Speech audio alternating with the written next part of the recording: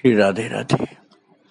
भक्तों, महान भक्त संत गोस्वामी तुलसीदास जी महाराज का कहना है, जे जन रूखे विषय रस चिकने राम सने, ते तुलसी प्रिय राम के कानन बसहि की गे। अर्थात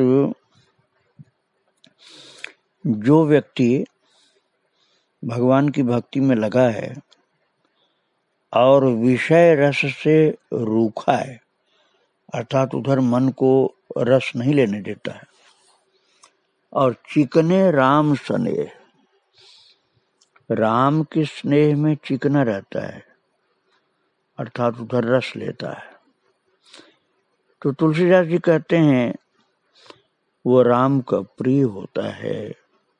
वो चाहे वन में बसे चाहे अपने घर में बसे।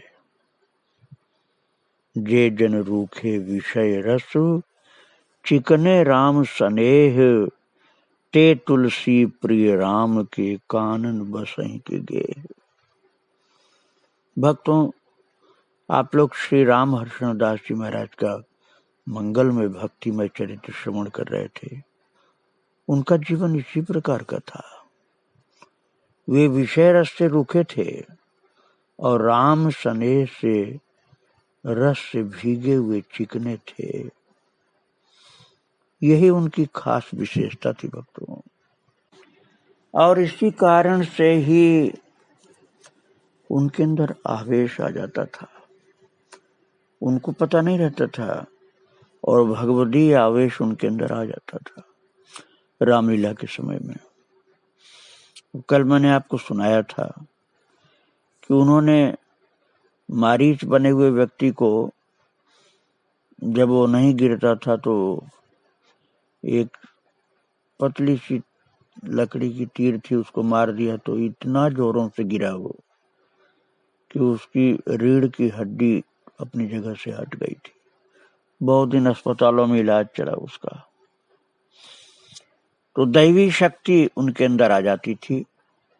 मैं कल आपको सुना रहा था। इसी तरह से उनका हृदय करुणा रस से भरपूर था।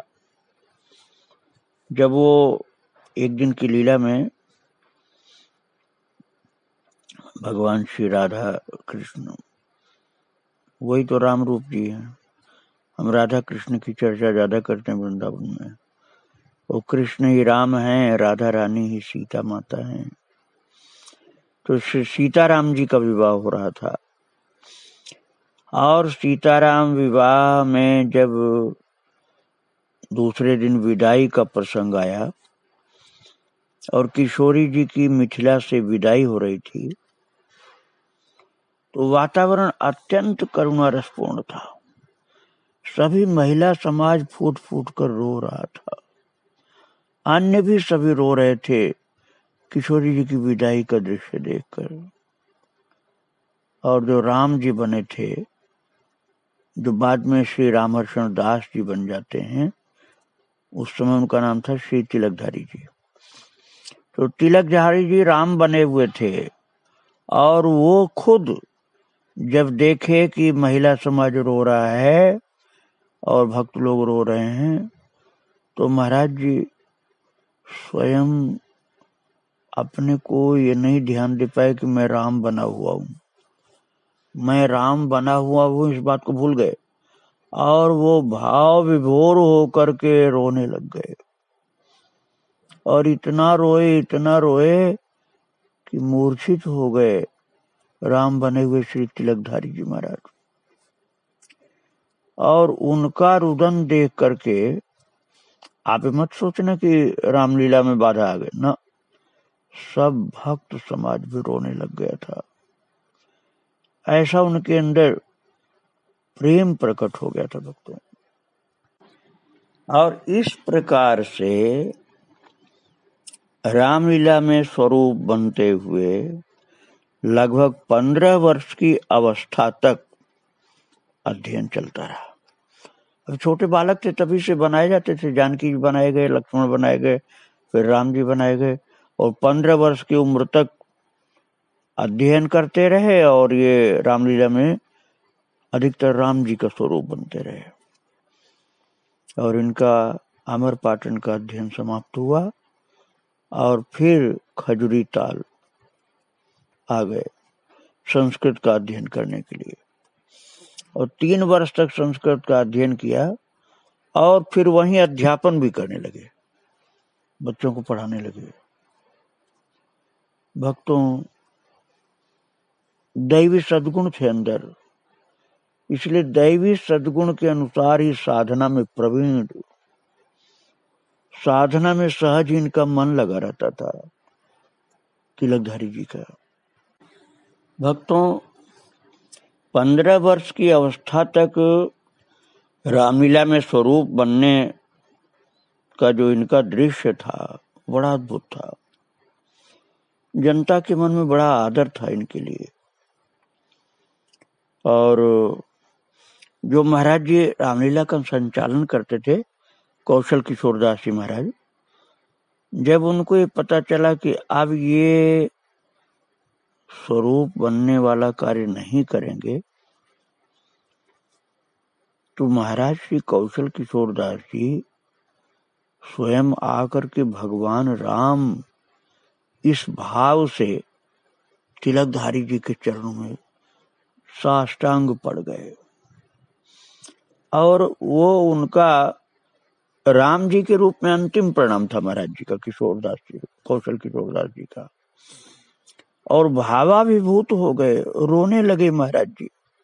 संत जी अयोध्या जी वाले जो कौशल किशोरदास जी, ये रोने लगे। और रोते रोते उन संत जी ने कहा तिलकधारी से, राम जी, बालक नहीं देख रहे थे, भगवान देख रहे थे उनको। प्रेम से रुदन करते करते महाराज जी बोल रहे थे, राम जी, हम आपके लिए कुछ कर नहीं सके, पर प्रार्थना है आपसे कि आप राम जी बनकर ही रहिएगा। जीवन में राम जी के से ही पवित्र आचरणों की प्रतिष्ठा होगी, आपसे मुझे यही आशा है। और फिर संत कौशल किशोर दास जी ने अपनी जप की एक माला, मोटे मोटे मनकों की थी, तुलसी की 54 दाने वाली, वो तुलसी की माला भगवान राम के रूप में सजे हुए तिलकधारी जी को प्रदान किया। और ये विनती की कि आप राम के रूप में ही अपने को प्रतिष्ठित रखिएगा, राम के जैसे पवित्र आचरण से सुशोभित रहिएगा। और वो माला महाराज तिलकधारी जी के पास बहुत वर्षों तक रही, चिरकाल तक ससम्मान सुरक्षित रखते थे कि एक ऐसे महान पुरुष के जप माला है जिससे मुझे सात्विकता प्राप्त हो रही है। और बहुत भाव से उसको प्रणाम करते थे और भगवान का नाम जपते थे उस माला पर। भक्तों, आप फिर उस चीज को याद करिए जो जगह मैंने बताया था, खजुरी ताल, वहां का स्वरूप, जहाँ संत रहते थे महाराज श्री पुरुषोत्तम दास जी। उनके प्रयास से दिनों दिन वहां का स्वरूप और अच्छा होता गया। हनुमान जी का छोटा सा मंदिर, उससे लगे हुए 2 कमरे बन गए थे। मैं उस समय की बात कर रहा हूँ, अब तो बहुत कुछ बना होगा वहां। और श्री सीताराम जी, राधा कृष्ण, इनके स्वरूप मंदिर में आ गए। एक अब धीरे धीरे विशाल स्वरूप धारण कर रखा था मंदिर, और विद्यालय भी चल रहा था। तिलकधारी जी का जो रामेश्वर दास जी बनते हैं बाद में, तो उनका अध्ययन तो प्रारंभ यहीं से हुआ था। अब वो अमर पाटन से माध्यमिक शिक्षा पूर्ण करके फिर से खजुरी ताल आ गए थे और संस्कृत अध्ययन करते थे और अध्यापन भी करते थे। और पुरुषोत्तम दास जी के प्रति इनका बड़ा उच्च भाव था, इसलिए उनके चरणों में भी बैठते थे। महाराज श्री पुरुषोत्तम दास जी महाराज आरती के बाद शांति पूर्वक बैठे हुए भजन कर रहे थे, तो तिलकधारी जी आए और उनके चरणों में साष्टांग प्रणाम किया और बैठ गए आसन लेकर। तो पुरुषोत्तम दास जी महाराज बोले, बेटा, बहुत दिनों से हमारे मन में सरकार की प्रेरणा हो रही है कि आपसे कुछ कहें, परंतु अब तक हम कह नहीं पाए। आज लगता है वो मौका मुझको मिला हुआ है कुछ कहने के लिए। और मुझे ये कहना है बेटा कि अब तुम वैष्णव पंच संस्कारों से संपन्न होकर विधि पूर्वक राम जी की शरण ग्रहण करो। वैसे सभी जीव भगवान राम के ही हैं, लेकिन अज्ञान के कारण जीव शरणागत नहीं होना चाहता, क्लेश भोगता रहता है, और जब समझ आ जाती है सही तब वो शरणागत होता है। और मैं समझ रहा हूं कि तुम बहुत समझदार बालक हो, तुम्हारे अंदर दैवी संस्कार हैं, इसलिए तुम अब प्रभु की शरणागति प्राप्त करो, मेरी ऐसी इच्छा है। और हम यही चाहते हैं कि पंच संस्कार पूर्वक श्री राम मंत्र को ग्रहण करके भजन में लग जाओ, आपका बड़ा मंगल होगा। महाराज जी का ये उपदेश चल रहा था और उधर बालक तिलकधारी जी के नेत्रों से आंसू के प्रवाह चालू हो गए थे और भाव विह्वल हो करके महाराज जी के चरणों को पकड़ करके रो पड़े जोर से और बोले, हे विधि दीन बंधु रघुराया, मौसम सठ पर करिए दाया। भाव विभोर थे। और महाराज उपदेश जो होता है महापुरुषों का, वो सतपात्र के हृदय में ठहरता है। सतपात्र कोई नहीं होगा तो रोजाना उसको उपदेश करो, उसको अनसुना करता जाता है। लेकिन तिलकधारी जी तो महान सतपात्र थे, उनको जो महाराज जी ने उपदेश किया वो बिल्कुल उनके हृदय में पहुंच गया। और महाराज जी के चरणों में जब आकर के हाथ पांव मुंह धो करके बैठे तो गर्भ मंदिर में जहाँ पुजारी के अतिरिक्त प्राय सभी का प्रवेश निषिद्ध होता है, वहां बुला लिया महाराज जी ने और क्रमशः तिलक, कंठी, धनुष बाण का चिन्ह और भगवान राम जी का राम मंत्र दाहिने कान में प्रदान किया और बहुत प्रेम से मंत्रराज प्रदान करने के बाद भजन की बातें समझाया। और ये ग्रहण करके तिलकधारी जी का चेहरा चमकने लगा। भक्तों, जब कोई विवेकी मनुष्य भगवत शरणागति को ग्रहण करता है और दीक्षित होता है, दीक्षा प्राप्त करता है, तो उसका एक नया जन्म माना जाता है। शरीर का जन्म तो नहीं, लेकिन उसके स्वरूप का, अर्थात उससे आध्यात्मिक स्वरूप का पुनर्जन्म होता है। तो गुरुदेव ने कहा कि बेटा, आज से तुम्हारा अब नया जन्म हो गया और अच्युत भगवान के हो जाने से आप अच्युत गोत्री हुए और इस नूतन वैष्णव देह का नाम हुआ श्री राम हर्षण दास। अब तक तुम तिलकधारी थे, अब राम हर्षण दास हो गए।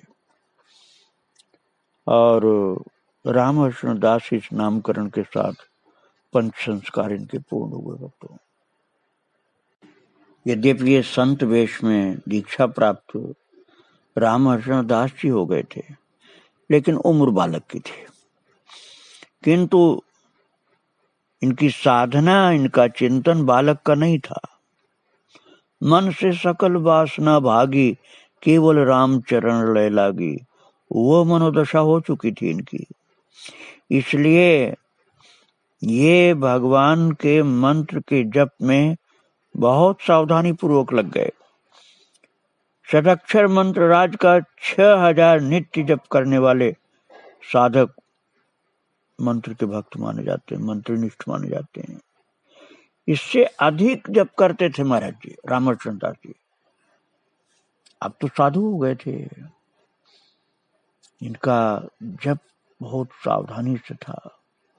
और जपात सिद्धि जपात सिद्धि जपात सिद्धि वरानने, शिव जी ने भगवान शंकर जी ने पार्वती माता से कहा है। अब वही इनके मन में बैठ गया कि पहले तो 6000 राम मंत्र जपना हमको सुबह, दीक्षा मंत्र, उसके बाद फिर रात दिन सदा सर्वदा एक काम सीताराम सीताराम सीताराम सीताराम, इनका जप भी चालू हो गया। और जो मैंने आपको बिल्कुल प्रारंभ में बताया था कि सन 83 के अर्ध कुंभ में प्रयागराज में मैंने महाराज जी का दर्शन किया था और महाराज जी सीताराम सीताराम 1-2 मिनट बोले होंगे और आंखों से आंसू की धार चल पड़ी थी। अब वही स्थिति इनकी आने लग गई थी भक्तों। ये बालक थे लेकिन संत हो चुके थे रामकृष्ण दास जी, और सीताराम सीताराम सीताराम ये जप चालू। सुबह तो मंत्र का जप कर लिया 6000, उसके बाद बस सीताराम निरंतर बोलते थे, निरंतर जपते थे, चाहे मुंह से बोले चाहे मन से जप करें। प्रारब्ध से जो कुछ मिल जाता उसी में संतुष्ट। और साधना की परिपक्वता आने लगी और बात करना बिल्कुल बंद कर दिया। इसलिए लोगों ने इनका नाम गुमसुम बाबा रख दिया। बाबा बोलता नहीं किसी से, है तो बालक जैसा लेकिन बात किसी से नहीं करता, और बस जपात सिद्धिर मन में बात बैठी हुई और निरंतर सीताराम सीताराम सीताराम सीताराम। भक्तों, आप लोग नाम में भेद मत करना। जो सीताराम जप में शांति सुख आनंद भक्ति प्राप्त होता है वही श्री राधे श्याम नाम में जप में प्राप्त होता है। सीता माता का नाम जप करो, राधा रानी का जप करो, राम का जप करो, कृष्ण का जप करो, बात एक ही है। मैं आपको किसी भ्रम में नहीं डाल रहा हूं, सच्ची बात है ये। इसलिए हठ आग्रह दुराग्रह नहीं करना चाहिए कि जो मैं जप करता हूं वही सही है, दूसरे वाला जप सही नहीं। आप अपने हृदय को विशाल रखो और प्रभु का नाम जप करो। दूसरा नाम जपने वाले को हीन मत समझो, उसको भी उसी भाव से प्रणाम करो जैसे अपने परंपरा के संतों को प्रणाम करते हो। तो आपकी भक्ति नित्य निरंतर बढ़ती जाएगी। भक्तों, जो लोग कहते हैं कि नाम जपने से क्या होगा, वो बहुत ही भटके भूले लोग हैं। वो नहीं जानते हैं कि नाम जप स्वयं प्रभु का एक महान वरदान प्रदान करने वाला अत्यद्भुत शक्ति स्वरूप है। और नाम सीताराम जपते जपते प्रेम उमड़ पड़ा और उनके मुंह से तब निकलता था, राम चरण वारिज जब देखो तब निज जन्म सुफल कर लेखो। अब तक तो वो रामलीला में राम बने थे, कितने लोगों ने उनको देख करके भक्ति रस को प्राप्त किया था, लेकिन अब तो ये एक संत थे, अब रामलीला वाले राम नहीं थे। और सीताराम जपते जपते मंत्र जपते जपते मन में दृढ़ भावना उमड़ पड़ी कि भगवान श्री राम का दर्शन जब तक नहीं होगा तब तक मेरा जन्म सफल नहीं है। अब रामहर्षण दास जी भावों की मादकता में डूबे रहते थे। भाव की मादकता, कहाँ मिलेंगे श्री राम, कैसे मिलेंगे वे नयनाभिराम। यही सोचते सोचते कभी जप काल में सहज ही एकांत में रोते रोते शिथिल हो जाते, कभी किसी सरोवर के तट पर बैठे हुए प्रेम में डूबे हुए, किसी रसाल विटप के नीचे, कहाँ है उनको याद ही नहीं रहता था। और भक्तों 15वां वर्ष चल रहा था जब दीक्षा इनकी हुई थी, और अब इतनी तीव्रता आई वैराग्य और प्रभु के प्रेम की, ये अयोध्या जी चले जाएंगे ऐसा निश्चय कर लिया। इनको लगता था कि जब तक अयोध्या न पहुंच जाए तब तक मेरा जीवन बेकार। दीक्षा तो हो गई थी, लेकिन अवधवास का मन होने लगा और सोचने लगे कैसे अयोध्या जाऊंगा, पता नहीं जा पाऊंगा कि नहीं जा पाऊंगा, कभी गए नहीं थे। इसलिए दीक्षा प्राप्त रामहर्षण दास जी के मन में अब वैराग्य वेश धारण करने की तीव्रता आई और आधी बाह का कुर्ता पहने हुए, एक धोती पहने हुए, दृढ़ निश्चयी ये महान संत चल पड़ा। निर्मम पथिक, किसी तरफ देखना नहीं, इनको किसी भी तरफ नहीं देखना, सीधा अयोध्या जाने का निश्चय था। और प्रभु का नाम मुख से निकल रहा था, आंखों से आंसू की धारा थी और भगवान के दर्शन की तीव्र अभिलाषा थी मन में। हृदय में प्रेम की मादकता थी और वैराग्य इतना था कि संसार में कहीं भी मन नहीं जा रहा था।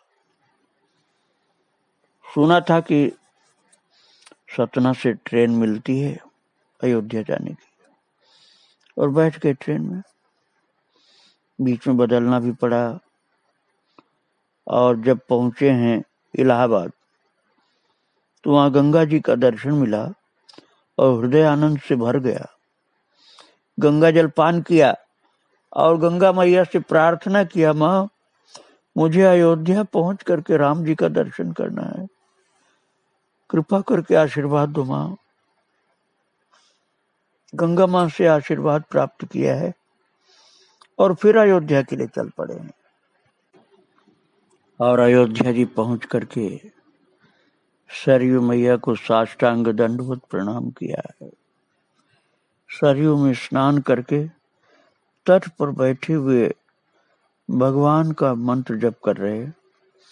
मंत्र जप पूर्ण करने के बाद नाम जप करना शुरू किया और वहां का भक्तिमय वातावरण देख देख करके प्रेम विभोर हो रहे हैं रामहर्षण दास जी। आओ हम आप सब उनके चरणों में प्रणाम करें और फिर उनके चरित्र की आगे की कथा हम आपको कल सुनाएंगे। आज यहीं प्रणाम करके वाणी को विराम दे रहा हूँ। श्री राधे राधे, जय श्री राधे राधे। सियावर रामचंद्र की जय।